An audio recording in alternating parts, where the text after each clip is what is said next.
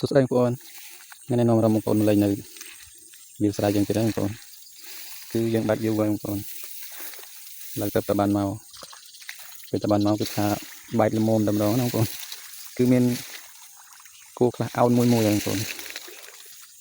មើលទៅថាល្អមែនតើបងប្អូនលេខស្រូវបងប្អូនឃើញចឹងមិនទៀតទេណាបងប្អូន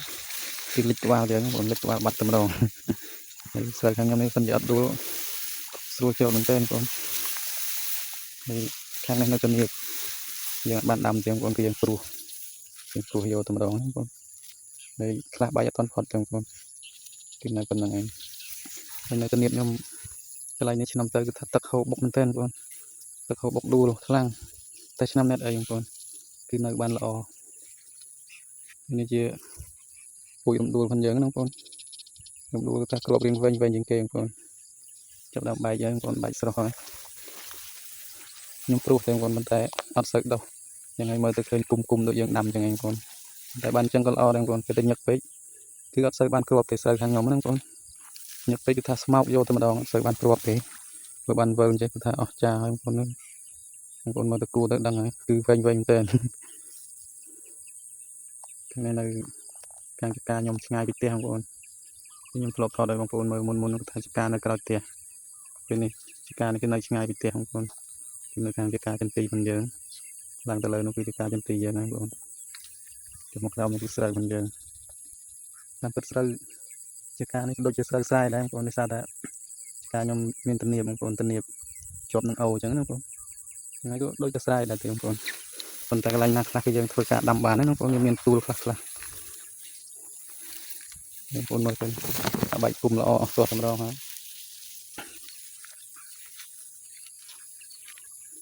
ទេសភាពស្រុកស្រែយើងអត់មានអីច្រើនទេបងប្អូនមានតែប៉ុណ្ណឹង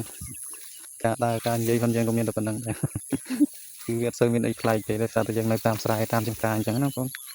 ហើយលើនេះអត់សូវល្អទេបងប្អូនរៀងវើបងប្អូនវើមួយឆ្នាំទៅគឺថាកន្លែងទំនាបនេះគឺថាក្រាស់មែនតើបងប្អូនពេលតែក្រាស់ខ្លាំងទៅគឺទឹកហូរដួលបងប្អូនហើយកន្លែងនេះជាមុខទឹកទេណាបងប្អូនគឺមុខទឹកភ្លៀងម្ដងគឺទឹកហូរមកខ្លាំងកន្លែងហ្នឹងតែឆ្នាំនេះខ្ញុំដាក់អំពើគឺអត់ដួលទេបងប្អូនគឺនៅឈរបានអញ្ចឹងបងប្អូនចាប់តាមបើកថ្ងៃបងប្អូនថ្ងៃនេះយើងមកធ្វើការរៀបចំសេយោរៀបចំស្តែនដើម្បីបូមទឹកយើងបាញ់ថ្នាំចន្ទីផងយើងណាបងប្អូនតែយើងទំនេរយើងឆ្លៀតមកមើលនៅស្រូវជាការផងយើងហើយថ្ងៃនេះរះល្អណាបងប្អូនអត់ភ្លៀងទៅគ្រាន់បងប្អូនថាភ្លៀងជាប់ប្រហែលថ្ងៃហ្នឹងបងប្អូនខាងខ្ញុំនេះអ្នកដែលបាញ់ថ្នាំហ្នឹងថាបាញ់ចោលថ្នាំហើយបងប្អូនដោយសារតែខាងខ្ញុំនេះគេចូលចិត្តបាញ់ថ្នាំជំរុះបងប្អូននេះបងប្អូនដឹងស្រាប់ហើយថ្នាំជំរុះពេលណាដែលយើងបាញ់ត្រូវភ្លៀងគឺអត់ជ្រុះល្អទេបងប្អូនគឺថានៅខៀវតែម្ដងណាលឹកអត់មានប្រែប្រួលទេថ្នាំជំរុះនេះសិនតែយើងបាញ់អត់មានត្រូវភ្លៀងគឺជ្រុះល្អបងប្អូនមើលវាផងយើងបងប្អូនគឺថ្ងៃរះល្អថ្ងៃនេះគុំតាត់ភ្លៀងទៅចុះបើភ្លៀងគឺថាវេទនាទេបងប្អូនគឺយើងរៀបចំស្តែនបាញ់ថ្នាំហើយនេះហើយវាស្រែផងយើងខាងក្រៅនេះយើងធ្វើបានយើងច្រើនដែរបងប្អូនឆ្នាំទៅយើងធ្វើការច្រូតបាន2តោនណាបងប្អូន2តោនហ្នឹងគឺថាច្រូតតែ2អ្នកទៅប្រពន្ធសតសាតតែម្ដងណាបងប្អូនគឺថា10ថ្ងៃជាងបងប្អូនព្រមទៅរួចប្រពន្ធខ្ញុំគឺថាគាត់ស៊ូមែនតើបងប្អូន